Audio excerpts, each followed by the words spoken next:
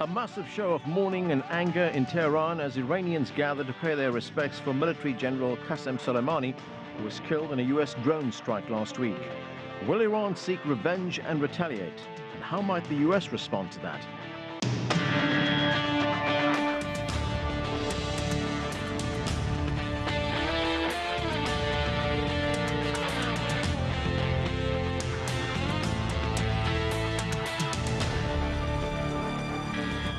Hello, I'm Arend Nawied, and this is The Heat. Crowds estimated to be in the hundreds of thousands turned out in Tehran on Monday to mourn the loss of their top general, Qasem Soleimani. Iran has vowed revenge for his death after he was killed in a US drone strike last Friday in Baghdad. Tensions between the United States and Iran are soaring, with Tehran vowing to strike back. Meanwhile, the United States has vowed to hit Iran hard if it does that. The crisis has drawn lots of international reaction, with calls for de-escalation and restraint. We begin with this report from CGTN's Nawied Jabarkhyl. Central Tehran brought to a standstill. Hundreds of thousands of people paying their respects to Major General Qasem Soleimani. Across Iran, millions more are expected to take part in events to honor the country's top military leader ahead of his burial on Tuesday. And from those closest to him, a warning to the US. American Zionism should know that the martyrdom of my father has caused most awakening of the nature of people in the resistant front and will bring dark days to them and will make their fragile foundations collapse. Since Soleimani's assassination in the Iraqi capital Baghdad on Friday, tensions in the Middle East have been rising. Lawmakers in Iraq have voted to kick foreign troops out of the country. But the man who ordered the killing remains defiant. President Trump warning Iran of a disproportionate response if it strikes a US target. Meanwhile, European leaders have been weighing up their next move. A joint statement by the leaders of the UK, France and Germany said the violence in the Middle East must be stopped. European attempts to salvage the 2015 nuclear deal with Iran are now hanging by a thread, after Tehran said it will no longer abide by the deal. And the diplomatic response is accelerating too. While over in Brussels, NATO held its own urgent meeting to weigh up a response. But this is a crisis that's brought sharp divisions into clear focus. European powers are caught between supporting a key ally in the US while looking to prevent further bloodshed in the Middle East. Soleimani will be laid to rest tomorrow, but the anger around his death will be far trickier to deal with. That was Nawied Jabarkhyl reporting for CGTN. Well, there is much to discuss, so let's get to our panel. Joining me now from Tampa is Mohsen Milani. He is the Executive Director of the Center for Strategic and Diplomatic Studies and Professor of Politics at the University of South Florida. Also with us from London is Ahmed Tabakchali. He is Adjunct Assistant Professor at the American University of Iraq Suleimani. Here with me in the studio is Tony Schaffer. He is President of the London Center for Policy Research. And with us from Beijing is Victor Gao. He is a Chinese international relations expert and commentator. Thanks to all of you for joining us. Mohsen Milani, let me start with you. We've seen the pictures on our television screens, the sea of humanity at the funeral for Qasem Soleimani, a massive outpouring of grief and anger in Iran over his assassination. Has this attack by the United States, has it had the effect of uniting Iranians? If there are any enemies of Qasem Soleimani in Iran, we don't see them right now. Thank you for having me on your program. I believe it has. At least it has unified diverse factions within the governing elite. And it has also unified a lot of Iranians. And I say that based on the evidence that millions of people have taken part in the mourning for Qasem Soleimani. Not only have they mourned the way they mourned the death of Ayatollah Khomeini 30 years ago, but you could see a lot of anger. And Iranians are upset because they think they look at Qasem Soleimani very differently than the Americans and perhaps the Europeans do. They see in Qasem Soleimani somebody who, at a very young age, saved Iran from the Iraqi invasion. He joined the Revolutionary Guards at an early age. But even more importantly, they see him as somebody who saved Iran from ISIS or Daesh. I have to say that the American side is very different. They believe that Qasem Soleimani was responsible for the death of at least 600 Americans during the American occupation of Iraq. But in Iran, so far, it seems to me, the death of the killing of Qasem Soleimani has unified the country, and also it has put in the back burner the protest movements that had started a couple of years ago. No longer that movement is front center of the Iranian politics, so the dynamic in Iran has completely changed, and it is to the benefit of the Islamic Republic. And it's very clear to me, based on what I have seen in these demonstrations and mournings, Iran is moving toward more radicalization, more securitization of its politics, and we are going to see a new phase of radicalism inside Iran and in the region. All right, let me bring in Ahmed Tabakchali. He is in London. Ahmed, Iran has threatened retaliation. There could be a miscalculation. This could escalate. I mean, how likely is it that Iran and the United States could go to war over this? And is there a likelihood that it could draw Iraq into it as well? A very good evening to you, and thank you again for having me. Now, the question is, would it draw Iraq and would they go to war? I personally doubt it, and doubt that very much, because for many reasons. To start with, I think the Iranians miscalculated a great deal, or misread the U.S. intentions when they saw that the U.S. Or President Trump pulled back from ordering a full-scale attack on Iran, and also on not taking any action when Saudi targets were hit. That was read as the U.S. is all bluster and no talk. I think the attack, irrespective of how well we think of it one way or the other, nevertheless, the attack demonstrated how serious the U.S. can go as far to defend its interests. Now, would Iran go to war? I think the anger, the frustration, the sounds that you hear in Tehran, and they are all real. However, what you got to keep in mind is that Iran economically can impossible for them to afford a direct or indirect confrontation with the U.S. You know, Ahmed, I get... Will that go into Iraq? Yeah. Certainly it's a possibility. But again, I cannot see that happening. Sorry, I can't hear you for a second. Yeah, no, I get... Can you hear me now? Yeah, I can hear. I just put it on louder. I get your point about Iran perhaps underestimating the level of anger in the United States over what has happened in several Middle Eastern countries recently. Mm-hmm. But did the United States have to hit Qasem Soleimani?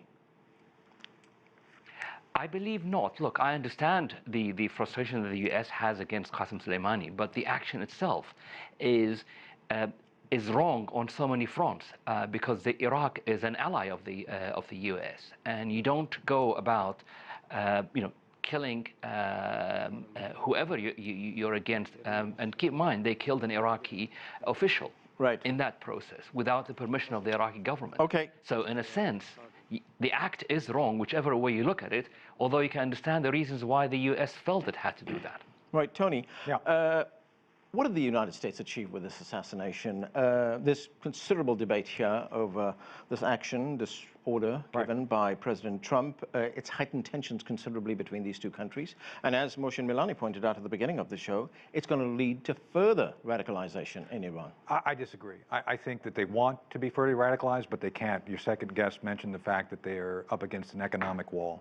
I think the reality is, as much as they'd like to continue their efforts, there's a double-edged sword. There's always a downside, and I think the downside is not only will they suffer more economic challenges, they now have the United States, which has said, and let me be very clear on this so everybody to understand, there is a campaign that's been in the works by the Pentagon that President Trump has been developing over the past year.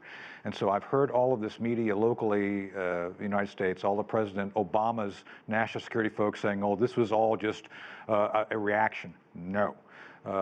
For everybody to be very clear on this, the Pentagon is laying out a path forward that is prepared to go force on force, even more extreme if necessary. And the philosophy is very basic. Soleimani should not have been in Iraq. He was prohibited from traveling. While he was... Who prohibited him? The UN. He was on the UN prohibited list. And on that front then, just let me finish the thought.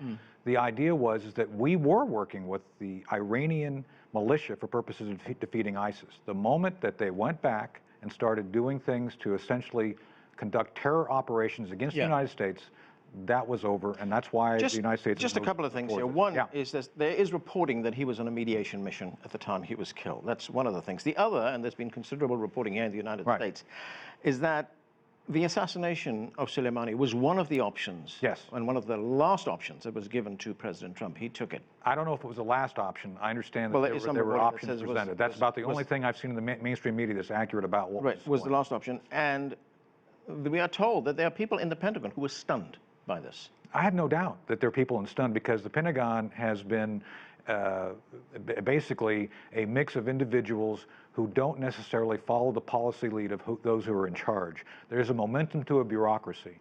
And let me say this and be very clear about it. General Mark Milley, the chairman of the Joint Chiefs, is a unique man. He thinks in very aggressive terms.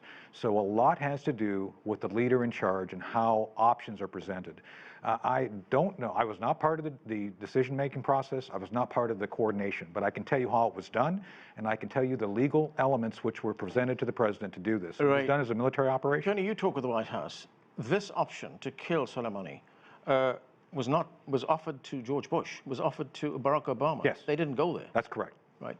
That's true. But, I mean, there's going to be consequences right now.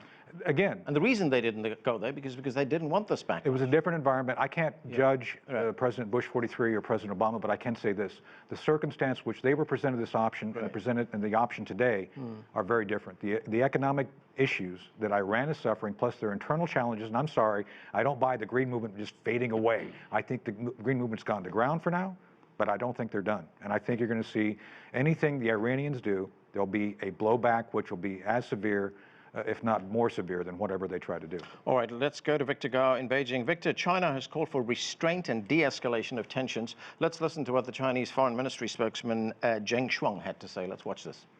We urge the United States not to abuse armed force, and we call on all parties concerned to exercise restraint, to refrain from escalating the situation by turns, and to return back to the proper course of dialogue and consultation as soon as possible in order to promote a de-escalation of tensions. So, Victor, realistically, what kind of influence can Beijing bring to this dispute between the United States and Iran? It is, of course, a permanent member of the UN Security Council, but what can Beijing do right now? Well, in this continuing escalation of tension in the Middle East involving the Iranian situation, I think the Chinese Foreign Ministry spokesperson is the voice of a philosopher. And he's talking about rationality, reason, and constraint, for example. This is exactly the opposite of what the United States is doing under President Trump. I think whatever the assassination has been contributing to is more tension in the region, is making Americans more of a target in the Middle East, and the world in general, and the Middle East in particular, is more dangerous today than at the time when the United States pulled out of the Iranian nuclear deal. So this is a fact. And whether the assassination of General Soleimani is legal or illegitimate or is a war crime, for example, I think historians eventually will need to reach a conclusion. But for today, I think we are faced with the consequences of the assassination of General Soleimani. I think what China is urging is that neither side should escalate. Neither side should resort to more violence, because the world does not benefit from more violence in the Middle East, and the United States in particular should not continue to threaten more violence, and especially the United States president should no longer threaten to use violence to target sites of cultural significance in Iran. That should be considered as a war crime by the world community at large. Okay, I want to get to that in a moment, but Mohsin Milani, here in the United States, American leaders as well as diplomats have been explaining this action. In some instances, they've been trying to justify why they did this. Let's listen to the U.S. Secretary of State, Mike Pompeo. We made the right decision to take out this terrorist.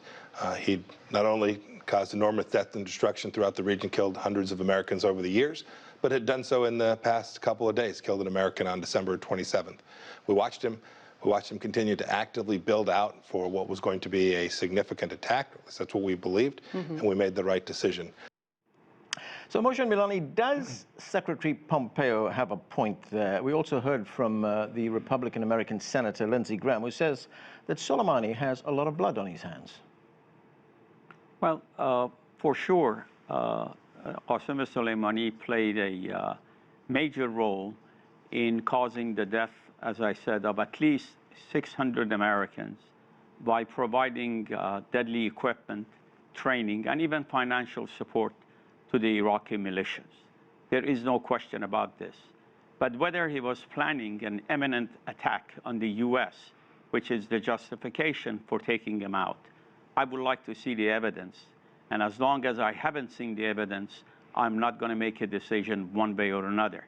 But let me make one point very clear, because oftentimes in sensationalizing what has taken place, we forget one thing.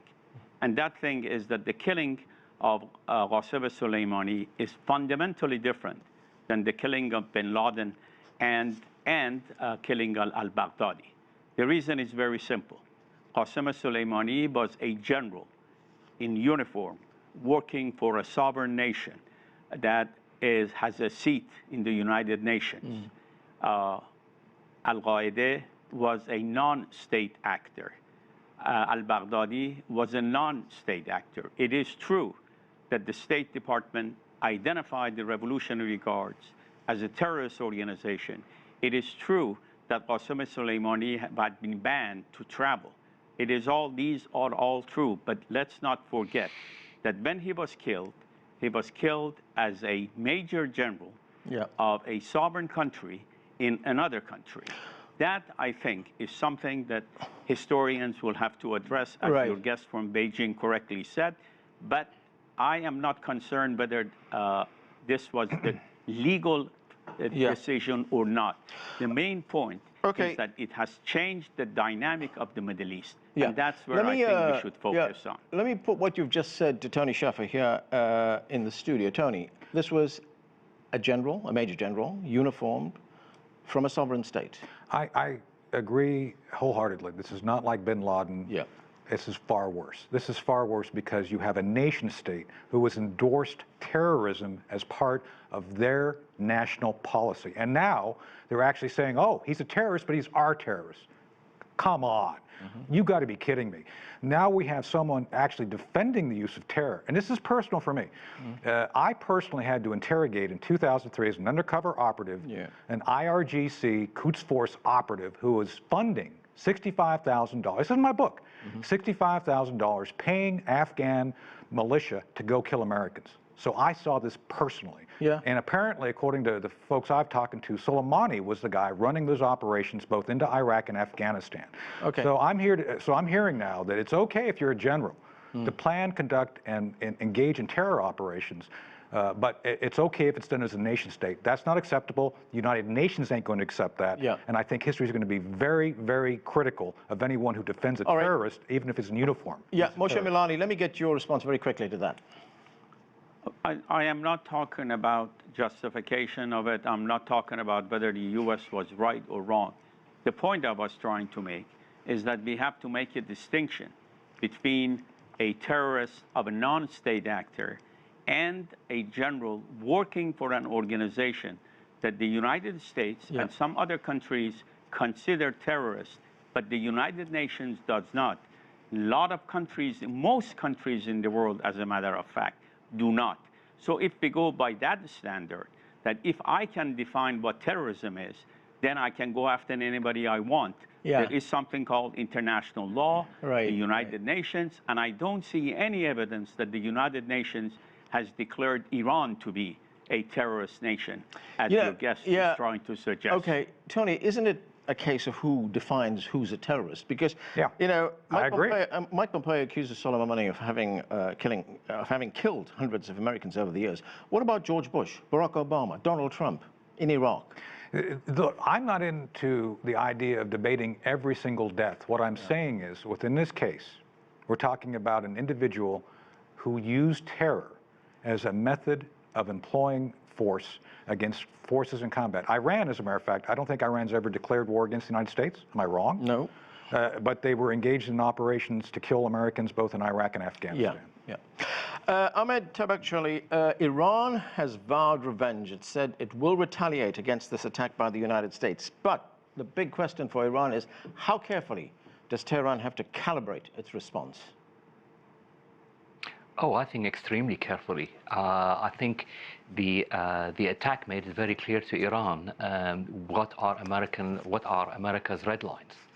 The dilemma for Iran is it needs to respond to save face and save its power projection in the region. It needs to retaliate, but it cannot afford to cross now the abundantly clear American red lines, and also because that, as I said earlier, that will lead to a conflict with the US that can ill afford, or a wider conflict in the region. I mean, you got to keep in mind, basically, from an Iranian perspective, is the sanctions last year, or the pullback from the JCPOA by the US has hurt its economy badly. Keep in mind, inflation doubled, cost of living doubled, unemployment is very high. The IMF is estimating that their GDP will contract by 9% a year. And remember, we had demonstrations there about less than a month ago when fuel prices was raised. Also, we had demonstrations 2 months ago. So they need to retaliate. The question is, if I was them, it's actually incredibly difficult to find out what did they retaliate on. And keep in mind something else, by the way.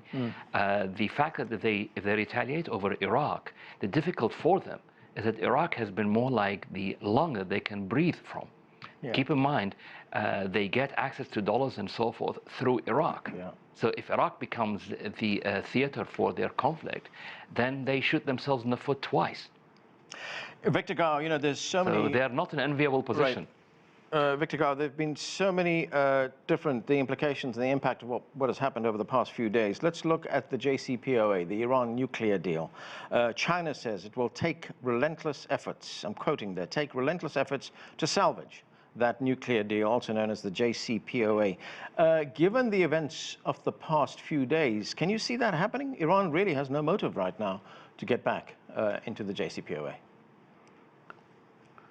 I think the grave danger involving this issue is that Iran eventually will walk away from its commitment not to further enrich uranium and embark on greater efforts to acquire a nuclear weapon. And if Iran moves in that direction and eventually becomes a nuclear weapon state, there will be greater anxiety in that region, and there will be greater threat to peace and stability. And the United States will have greater strategic worries in that region and in the world as a whole. And I would emphasize that the situation in that particular region today is worse than the time when the United States decided to pull out of the Iran nuclear deal. This should be a fact we should all acknowledge. And this should also reflect how the United States should have better handled its foreign policy initiatives in that region. The American president should not put American people at a greater risk and American interest in that region at a greater risk.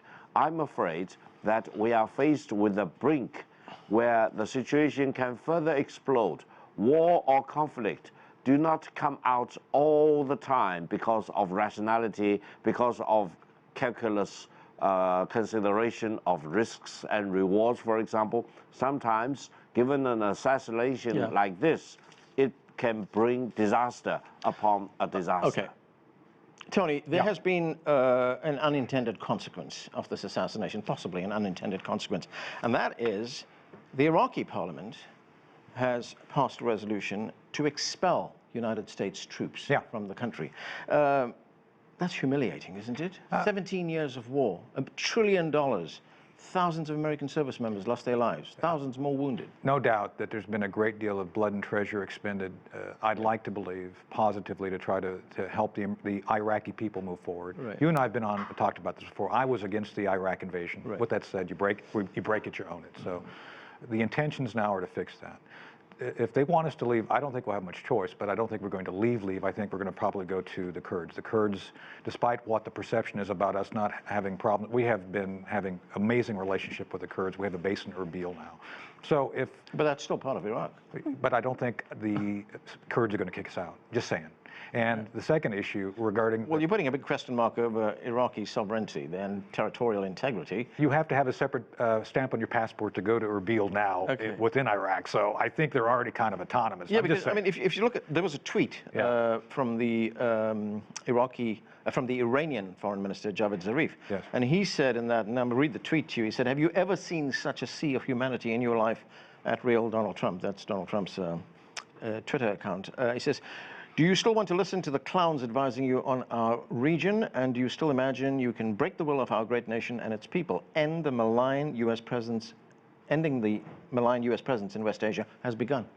At this point, the Iranians have been challenging, especially since they were given the additional funding, all sorts of regional issues. The issues in Yemen are partly because of the Iranians. We've seen other acts of terror within the region. I don't think the Americans have any interest in challenging Iran. If they wanted to essentially move forward without a nuclear weapon, I think, and that's one of the points I agree with. Yeah. We all want to see no new nuclear weapons introduced. You would have a new Cold War between the Saudis and the Iranians. Right. And trust me on this. There's nuclear weapons in a depot in Rawalpindi the Pakistanis have made to give to the Saudis as soon as there's confirmation. Trust me, we don't want this. Okay. With that said, we all have to work together to move forward. Moshe Milani, where do you see this going?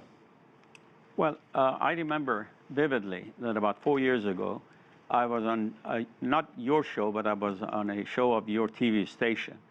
And I was jubilant about the fact that Iran has ordered up to $35 billion worth of Boeing aircraft. I was happy because I have worked all my life to make sure we have normal, good friend relationship between Iran and the United States.